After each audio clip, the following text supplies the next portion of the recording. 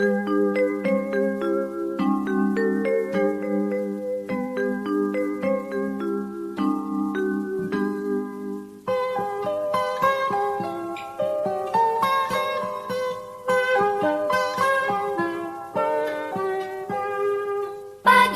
cerahku, matahari bersinar, ku gendong tas merahku di pundak. Selamat pagi semua, ku nantikan.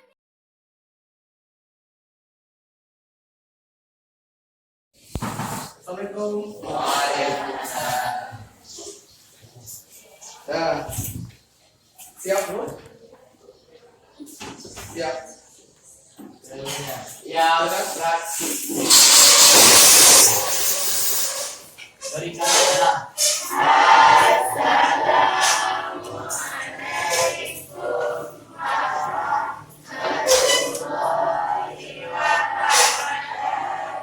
Waalaikumsalam warahmatullahi wabarakatuh. Ya, berat. Dibaca doa dulu sebelum cara kerjaan.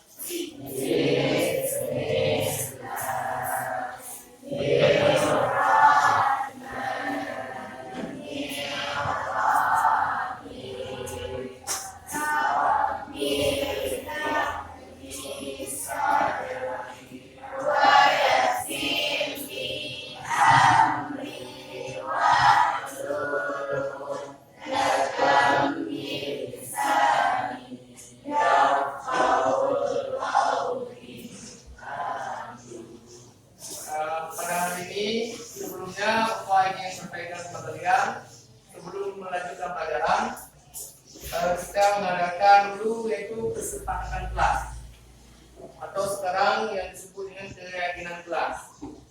Jadi keyakinan kelas ini perlu kita laksanakan supaya kelas kita aman, tentram, enak belajarnya. Jadi setiap siswa wajib mengisi apa-apa saja yang menjadi keyakinan kelas menurut kalian masing-masing. Nanti Bapak akan menyiapkan kertas pano beserta kertas untuk dia bagikan dan ditulis. Ini setiap siswa ditulis di sini apa-apa yang menjadi keyakinan kelas kita ya di sekolah, khususnya di kelas kita ini. Nanti ditempel dan ditulis di papan tulis. Ini coba kita bantu sama Juanda tempel tadi tentang ini kertasnya tempel di ini tempel ya ditempel dulu. Nanti Bapak bagikan kertas ini, setiap siswa wajib mengisinya. Salah sudah dulu.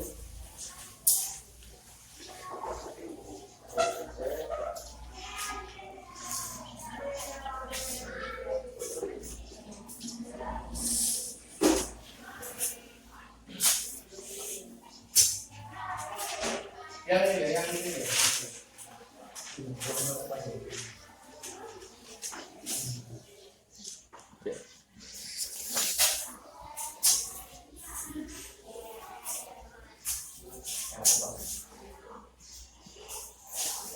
Kira-kira ada nggak pertanyaan kamu buat keyakinan kelas ini? Cara buatnya? Jadi ditulis apa-apa yang menjadi keyakinan kalian, atau kalau dulu dikatakan dengan kesepakatan kelas, ya kesepakatan kelas sama juga kayak itu. Ini kalau kita ditulis, menurut kalian apa-apa saja supaya kelas bisa bagus, apa-apa yang ditulis, ya. Ini ditulis di sini ada berapa tahun lebih boleh. Ini bagi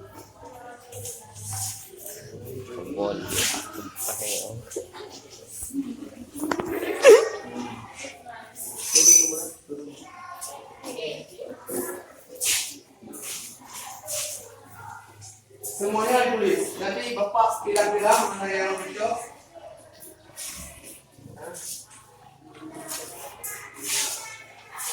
Ini yang sama nanti kita cancel.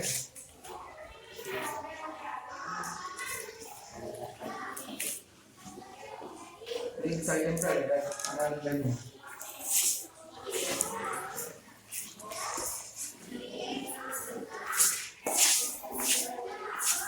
Sudah, Mbak. Oke. Ya, dimulai dari belakang sampai terus cepat-cepat ini. Apa-apa saja yang jadi keyakinan kita ditulis. Ada pertanyaan? Keyakinan menurut kalian? Kelas 9 kan?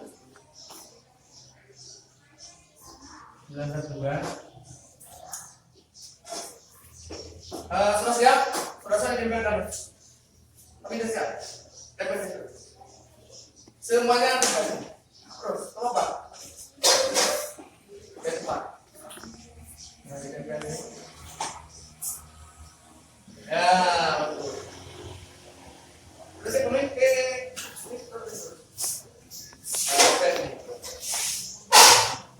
lurus. Boleh juga di pinggir sana, boleh. Ya, boleh.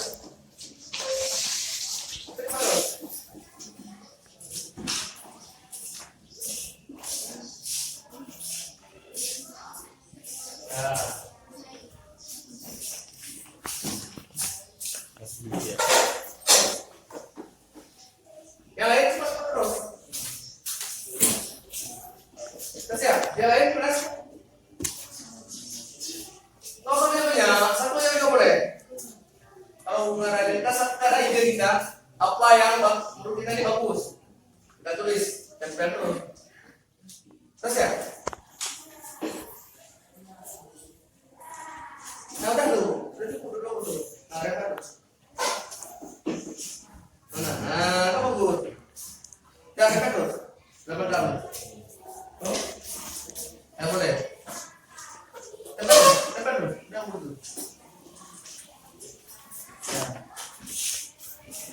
Udah terus.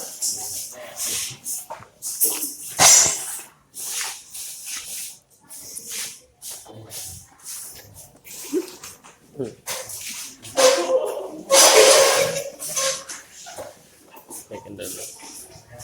Ada.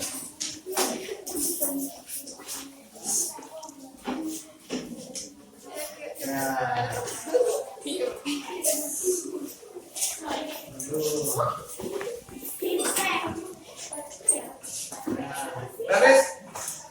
Nah ya, kalau sudah habis, Bapak ingin meminta satu orang untuk menulis di sebelah mana keyakinan lokal kita.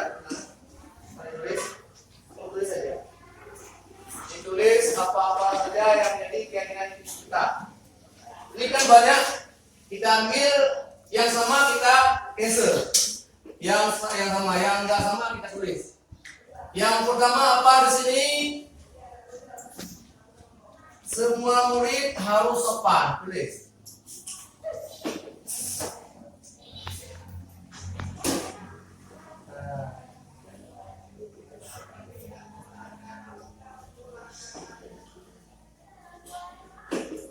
Yang kedua, kita harus disiplin.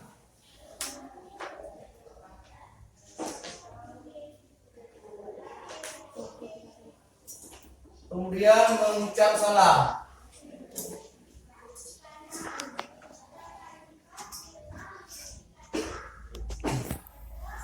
Kemudian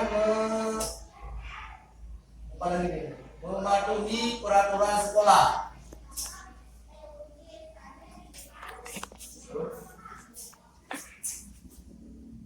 Kemudian apalagi ini bertanggung jawab.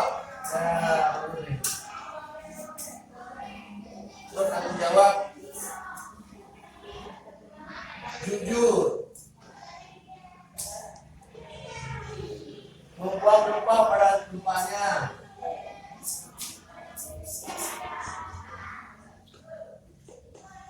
berani kerja sama,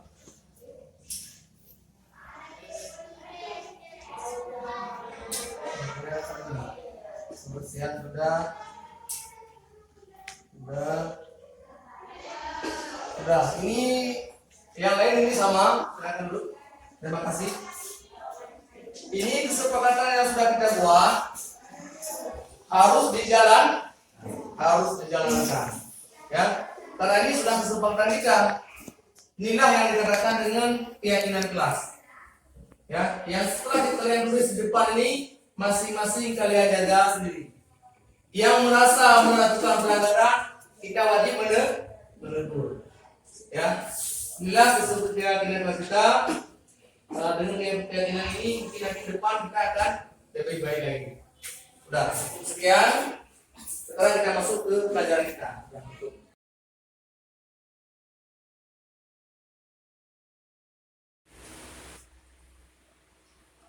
Assalamualaikum warahmatullahi wabarakatuh. Pada hari ini saya akan membagi men-sharing ilmu yang saya peroleh di pelatihan MGP, pelatihan DPG,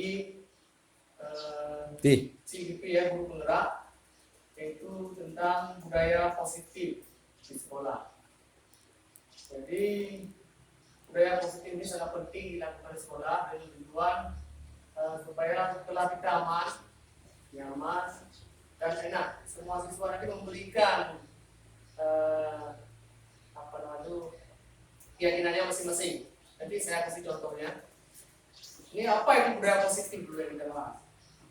Nah ini dia. Budaya positif adalah nilai-nilai, keyakinan, dan kebiasaan di sekolah yang berpihak kepada murid. Kita murid itu istilahnya sebagai kita istilahnya itu kita berpihak kepada dia lah. Anak-anak bukan jadi sebagai korban. Selama ini jadi korban anak dengan peraturan yang kita buat. Tapi dengan budaya positif ini yang kita lakukan, maka siswa nanti akan dia memiliki nilai pribadi yang kritis dan bertanggung jawab. Nah, apa beda peraturan dengan keyakinan kelas? Nanti saya bahas selanjutnya. Ini contoh misalnya budaya positif. Ya. Budaya positif dia di lingkungan sekolah, kemudian di dalam kelas itu ada peraturan kelas dan ada keyakinan kelas. Ada berbeda antara keyakinan dengan peraturan. Di mana bedanya kita lihat nanti. Nah ini contoh keyakinan kelas, hukuman dan penghargaan. Ini kita sering dengar ada di lalu lintas mengapa kita memakai helm. Itu kan peraturan, ya kan? Kemudian mengapa kita memiliki memakai peraturan 3M, misalnya yang pakai masker, nah itu juga peraturan. Dan ketika kita melanggarnya, kalau peraturan ini kita misalnya mencuri waktu, kalau nggak ada polisi kita nggak pakai helm, karena itu peraturan, ya kan? Tapi kalau seandainya kita yakin pada diri sendiri dengan nggak memakai helm maka akan kita akan pecah, maka kita campak polisi itu memakai helm. Ini maksudnya. Begitu juga dalam lokal. Ini contoh yang dalam lokal yang kita alami sekarang, misalnya. Nah ini ada dua buah kesepakatan kelas, tapi ini yang satu bukan kesepakatan ini. Yang mana yang kesepakatan keyakinan kelas dan yang mana yang kesepakatan kelas. Ada A, ada B. Ini ada salah satu yang bukan ini. Ini disuruh tebak. Kira-kira mana yang kesepakatan kelas dan mana keyakinan kelas. Ini menurut Bapak mana yang kesepakatan dan mana yang keyakinan? Nah ini. Menurut Bapak mana dulu? Kesepakatan mana? Yang A atau yang B? Nah ini ada A, ada B. Yang mana yang kesepakatan dan mana yang keyakinan? Ada dua dan mengapa namanya? Kalau keyakinan A, kalau B itu kesepakatan. B kesepakatan. Salah. Yang benar adalah B yang keyakinan. Yang kesepakatan. Kenapa keyakinan? Karena ini kami guru murid saling menyayangi. Itu sadar. Sayang. Itu keyakinan. Tapi kalau ini data kepala waktu ini peraturan. Nah, ini kesepakatan yang kita buat. Nah, saya semacam buka belajar lah itu. Kemudian aktif dalam belajar. Ini juga peraturan. Tapi kalau ini kami murid peduli dengan teman-teman. Ini saling. Nah, ini contoh keyakinan. Nah, ini ada juga beda peraturan dengan keyakinan. Coba lihat nih. Selalu kembalikan buku pada tempatnya. Nah, ini peraturan. Kalau keyakinannya apa kira-kira? Kalau keyakinannya yang kita yakini, kalau selalu memberikan buku pada depannya, kalau kita buat di sini apa kira-kira? Tanggung jawab. Nah, tanggung jawab ya. Kemudian dilarang mengganggu orang lain. Keyakinannya apa kira-kira? Mengganggu orang lain. Hah? Ya, saling menghargai atau menghormati orang lain. Ketika hadir di dalam kelas 15 menit sebelum pembelajaran dimulai. Itu apa? Keyakinannya. Ya, keyakinan itu apa kira? Juga menghargai orang yang menghormati orang yang datang dia kita belah. Nah, kemudian dilarang melakukan kekerasan. Apa yang ada? Dilarang melakukan kekerasan. Keyakinannya apa yang kita ini? Yang ini itu keselamatan. Dan kita lihat nanti apa betul yang kayak gitu. Ini contohnya yang jawab. Nah, kalau dilarang melakukan kekerasan, dia keselamatan, menghormati orang lain. Dilarang menggunakan narkoba itu untuk kesehatan kita. Menggunakan masker itu kesehatan, keyakinannya. Jangan berlari di atas koridor, lari di mana? Itu juga keselamatan. Ini kan beda peraturan ya. Ini peraturan keyakinannya beda. Bahasanya beda. Nah, gitu kan? Tapi lebih bagus kita buat dengan keyakinan. Karena tanggung jawab itu lebih besar. Saya jangan berlari. Apa efek dia dari lari itu? Keyakinannya, berarti dia nanti bisa kecelakaan. Nah, itu cara balik seperti itu. Bukan peraturan, tapi disuruh buat keyakinan kelas. Maka nanti kita ini tugas kita ini guru-guru. Ketika masuk kita tulis ke mahasiswa. Kita buat keyakinan kita masing-masing. Nah, itu dia ini. Ini contoh lagi nih. Ini sekarang ada juga namanya tindakan dan hukuman. Saya akan kita buat mencetak 10 kali di dalam buku saya tidak terlambat. Itu hukuman sebenarnya. Ternyata hukuman itu nggak efektif. Nggak efektif hukuman. Nanti anak-anak malah ada dengan hukuman malah menjadi dia. Kami serang dia buat. Jadi hukuman itu dibuat nggak ada jalan keluar. Memang itu jalan satu-satunya. Nah, karena sering dihukum malah anak-anak mungkin rela. Karena dia nggak sadar pada diri sendiri sudah apa yang dilakukan. Itu sebenarnya ya. Kemudian ini lagi ada lagi yang namanya ini situasi kayak repadol, olahraga. Lari mengelilingi lapangan basket 2 kali karena terlambat 10 menit untuk pelajaran basket ini. Ini konsekuensi sebenarnya, bukan hukuman. Emang pelajaran olahraga, ya kan wajar ada faedahnya. Ini konsekuensi. Seperti orang merobek kertas orang lain, suruh bayar itu konsekuensinya, itu bukan hukuman namanya. Wajar kan? Dia merusak orang lain suruh ganti. Itu kan konsekuensi, ya. Jadi kalau hukuman seperti Ustaz, coba Ustaz mampu beri. Itu hukuman, ya. Yang bukan pelajaran kita. Nggak pakai masker tadi. Itu hukuman. Kemudian perbedaan hukuman dengan konsekuensi. Kalau hukuman sesuatu yang menyakitkan harus terjadi. Kalau konsekuensi sesuatu yang harus terjadi, memang harus hukum. Ya kan? Kalau hukuman lagi ini misalnya anak membenci kedisiplinan. Tapi kalau itu konsekuensi, anak dia dengan konsekuensi akan menghargai kedisiplinan. Begitu juga dengan konsep jadi anak yang buruk menjadi konsep jadi anak yang baik. Kemudian kalau hukuman merasa bersalah, dipermalukan, merasa tak dihargai, tapi dengan konsekuensi kehilangan hak, buat tidak nyaman, diasingkan untuk sementara waktu. Ini sebenarnya hukuman dengan konsekuensi ini hampir berdekatan, cuma lebih parah hukuman. Nah itu yang penting. Yang benar apabila tadi keyakinan yang benar. Itu yang disuruh buat. Ini memang bukan solusi. Ya. Kemudian yang terakhir yang selanjutnya, ini nggak saya bahas. Sebenarnya ini perlu juga nih, tentang disiplin. Kita sering salah hati selama ini tentang disiplin. Kita sering bilang disiplin ini kan sering terbayangkan kita ini hukuman. Kalau ada disiplin pasti hukuman ujungnya. Berapa kali kemudian disiplin ini untuk disiplin? Disiplin ini yang berasal dari kata disipliner, kata dari apa? Ya ada Dewan Darat yang mengatakan begini. Disiplin itu sering dihubungkan dengan kata-kata hukuman. Ada bedanya ya? Padahal itu sungguh berbeda. Karena belajar tentang disiplin positif tidak harus dengan memberi hukuman. Justru itu adalah salah satu alternatif akhir.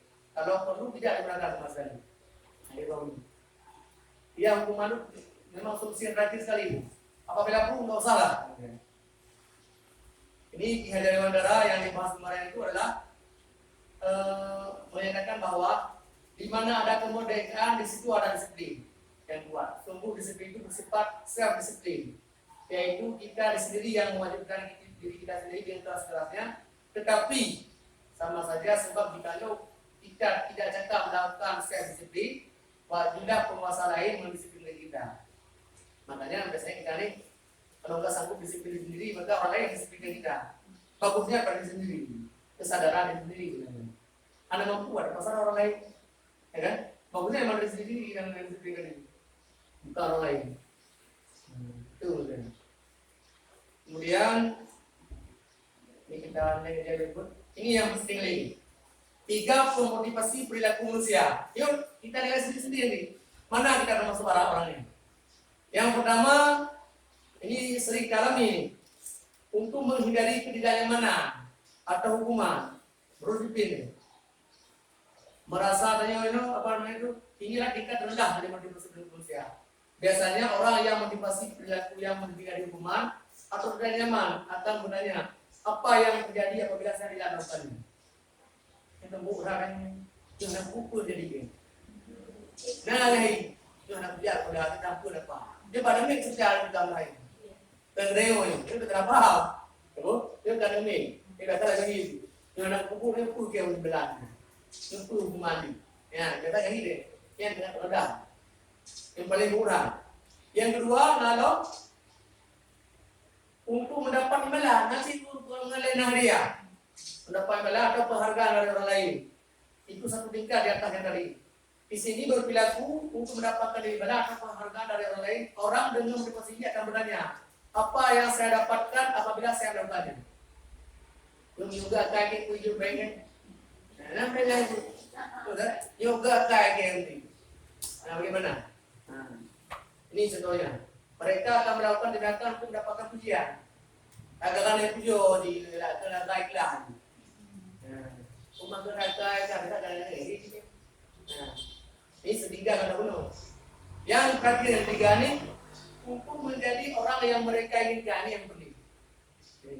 Untuk menjadi orang yang mereka inginkan dan menghargai diri sendiri dengan nilai diri yang mereka percaya. Orang ini akan bertanya, akan menjadi seperti apakah saya bila melakukannya? Ini lagi kita tampu lagi belum. Ini juga akan tiba dengan belum. Nah ini yang paling baik. Nah, maka jarang yang nomor 3 ini. Yang biasanya nomor 1, nomor 2. Kalau ada ketiga, maka ini yang paling baik. Kemudian ada kebutuhan dasar manusia. Yang pulpo. Yo, ini ibu kan, bapak. Anak-anak kita ini memang ini yang sering terjadi. Anak-anak kita butuh ini, butuh cinta, butuh kesenangan, butuh penguasaan, butuh kebebasan. Ini udah pada karakter anak-anak ini. Maluna ya. Kita contoh itu yang boleh contoh. Ini misalnya. Anak-anak kita nih. Ibu guru bilang aku tidak boleh bersenandung sewaktu mengerjakan tugas. Katanya kelas harus tenang. Tidak ada suara. Padahal aku sunyi dan senang menyanyi. Ada anak-anak dia menyanyi ya. Kita larang. Dia ini perlu ada kebutuhan dia apa ya kira kebutuhan dia nih. Orang anak seperti ini. Yang pada diri siapa yang kemudian? Dia butuh kesenangan. Kan? Itu dia. Yang kedua, ibu guru tidak menyapaku hari ini. Padahal aku sudah memakai jepit yang baru, atau pakai sepatu baru, atau tidak punya. Itu kenapa yang dia perlu? Ketika anak nih, kan? Dia butuh pujian dia sama baju baru ya. Dia merasa senang, kan? Kan ada ibu juga kan pakai apa prosotan, pakai dulu kan kali aku kan kayak juga. Kan ada bros baru biasanya, itu. Kan? Ada juga nih aku bosan nih masa belajar cuma itu aja dengan ibu guru saja kan saya monoton kan Anak-anak usaha juga udah tuh. Nah kita buat metode-metode yang lain, ya. Kemudian aku sebut gambarku tidak rapi, malah ibu guru nunjukin ke teman-temanku di depan kelas. Nah ini kan bahasa dia nggak dihargai, ya kan? Diprodukkan. Kira-kira apa yang dia butuhkan ini? Yang paling tadi ini, ya kan? Dia ada diterima, kesenangan, penguasaan, kebebasan. Dia perlu juga ada kesenangannya. Nah, ya. Perlu senang, perlu dihargai, ya. Ini selanjutnya ini. Ini tugas kita nih, guru. 5 posisi kontrol guru. Ini sudah saya praktek kemarin ini. Saya sudah mengajak beberapa siswa untuk melakukan ini. Ini saya guru ngomong nih, perempuan ngomong ya. Ini macet ya. Misalnya apa nih? Guru berkata, kalau dia melakukannya awas ya, rasakan. Nah, ini kan. Nah ini termasuk kita ini memberi hukuman. Siswa dia akan merasa bersalah. Jadi, kamu seharusnya kamu tidak tahu. Ibu lelah sekali mengatakan ibu. Ini masa stres. Kita merasa dia membuat dia merasa bersalah. Tidak ada apa-apa lagi. Yang pertama dia menghukum. Ini membuat dia merasa bersalah. Dengan kata-kata kita, kata ini, kamu seharusnya kamu sudah tahu. Ibu lelah sekali mengatakannya. Ibu stres ini. Dia merasa bersalah. Itu jahat. Tapi dengan ini kamu tidak melakukannya, awas ya. Mengancam. Namanya hukuman. Kemudian ada lagi ini hasilnya apa yang dapat ini? Siswa akan memberontak, menyalahkan orang lain dan berbohong. Ada apa? Takut dia ini, mereka berbohong. Ada efeknya ini efeknya. Kalau ini menyembunyikan kebohongannya, menyangka. Kalau dampak lagi ini, hukuman apa lagi ini? Mengulangi kesalahan. Dampak hukuman pasti mendalam. Kalau ini maaf, ini mana nih? Merasa rendah diri, minder deh. Gak berani berbuat lagi mengatakan dulu deh. Ini posisi yang pertama kalau kita beri hukuman. Tapi yang bagus mana? Yang kedua, yaitu identitas berhasil, sukses kontrol diri. Dia akan mengevaluasi diri, bagaimana cara memperbaiki diri. Dia yang mencari solusi sendiri. Yang lebih baik yaitu kita seorang guru harus sebagai manajer. Harus sebagai manajer. Itu yang lebih bagus.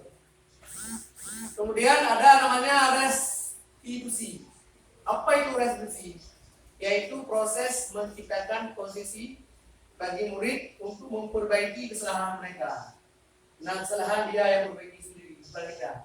Kita memberi arahan dia yang mencari solusi. Saya ada siswa meropek baju kawannya. Itu kan kita tanya sama dia dulu, bagaimana solusinya yang baik. Bukan kita yang memberi mencas dia. Ini maksudnya. Sehingga siswa ini dia dapat membuat karakter sendiri. Ini saya nyampaikan kepada ibu. Nah, membentuk karakter. Ada 9 restitusi yang tingkatan ada kelompok. Nah ini dia. Yang pertama bukan untuk menembus kesalahan, namun untuk belajar dari kesalahan. Yang kedua memperbaiki hubungan tujuan. Yang ketiga tawaran, bukan paksaan. Yang keempat restitusi untuk melihat ke dalam diri. Restitusi menjadi kebutuhan dasar. Yang keenam restitusi diri adalah cara yang paling baik untuk memperbaiki diri. Yang ketujuh restitusi fokus pada karakter bukan tindakan. Yang delapan restitusi fokus pada solusi. Nah, dan sebenarnya solusi ini jadi. Dia yang restitusi pendidikan. Yang sembilan restitusi mengembalikan murid yang berbuat salah pada kemampuannya. Nah, jadi sering dari saya ada siswa yang pakai sandal saya sepatu saya warna-warni, tadi kan. Tapi kita buat dia yang solusi. Bukan kita yang memperlukan dia seperti kemarin cabut sepatu kenapa tadi kan. Lari itu kan jadi minder deh. Itu dalamnya nggak boleh tuh. Ya, seharian dia berjalan tanpa sedang itu nggak boleh. Ini menurut kesadaran karena anak-anak merasa dia dipermalukan, sehingga dia benci pada guru itu, benci dendam dia. Keluar ngomong, tapi dia harus sakit hati, terus sakit hati dengan dia tadinya. Itu maksudnya. Makanya hukuman itu sangat tidak boleh, kecuali mengalami secara lain. Tapi jangan sedih juga. Ada yang suruh keluar lagi, itu nggak boleh. Ini segitiga restitusi. Ada 3 ya. Yang pertama kita tanya dulu apa potensinya benar atau tidak. Yang ketiga menstabilkan. Kita bilang ini sama anak, rendah sepatu tidak. Orang lain juga pernah pakai sepatu tidak. Cuma ke depan yang ada gila. Kemudian menanyakan ke Gina. Gagal nih, apa program kita? Udah pakai sepatu warna-warni? Ini namanya segitiga diskusi. Ini yang diterapkan di kelas. Ya. Tapi ini nggak disampaikan siswa kayak ini. Ini cukup kita aja yang tahu. Nah, yang sekali yang kelas. Nah, ini contoh yang menstabilkan. Kalau usah pergi. Ini sering kejadian ya. Ini kata-kata ini kalimatnya yang boleh. Ya. Kalimat menstabilkan identitas. Dan saya katakan nih, Bapak Ibu tidak tertarik untuk mencari tahu siapa yang benar, siapa yang salah. Bapak Ibu lebih tertarik untuk menyelesaikan masalah. Itu kita tenang dia. Kamu, kalau kamu menyalahkan dirimu sendiri terus, apakah kamu bersikap baik kepada dirimu sendiri? Kita bisa berikan. Kan ada seorang, saya bersalah bu, hari ini saya ini. Itu dia. Ini namanya tahan menstabilkan. Kemudian validasi tindakan yang salah. Ini kalimatnya bagaimana ini dia? Kamu bisa saja akan melakukan hal yang lebih buruk, tapi kamu tidak melakukannya. Seperti ada orang ditemukan emas di dalam. Padahal kamu kan bisa saja menginginkan emas itu, tapi kamu memberikannya. Nah, ini juga memberikan kata-kata yang validasi tindakan yang salah. Orang-orang tayu kan, berhati aja kan itu. Apa itu penting di kamu? Berpikir tegak kok. Penting kawan jangan. Nah, itu salah itu. Karena dalam dilakukan ketika membuat dia bersalah melakukan itu. Karena benar yang dilakukan. Nah, itu maksudnya. Ya, sering kali begitu ya. Kemudian menyenangkan keyakinan. Apakah kamu merasakan apa nilai yang kamu percaya di kelas kita? Nilai keyakinan kau kebajikan apa yang telah kita sepakati? Kelas apa yang ideal? Seperti apa sih? Kamu ini jadi anak seperti apa? Ini namanya menanyakan keyakinan. Saya ada siswa melakukan sesuatu yang di luar keyakinan kita. Kita ulang tadi. Saya terlambat. Kita kan sudah sepakat. Tidak boleh terlambat. Itu kata-kata ulang itu namanya ini menanyakan keyakinan yang sudah kita buat. Yang sudah kita seperti sebelumnya. Saya sudah lupa tadi. Dan cuma ini saja mungkin sebagai bahan untuk kita lakukan dalam perbandingan. Jadi apa yang kamu ingin berbuat baik, ini contoh intervensi ini kita buat sendiri.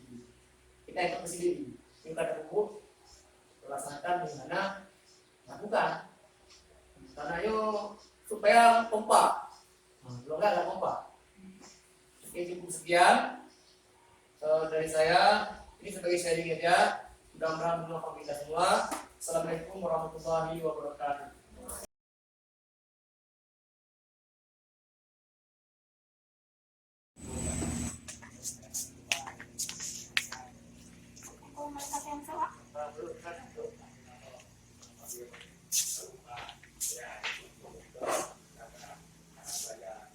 Daniel, tadi Bapak lihat kamu di perkerangan sekolah, kamu pakai sandal.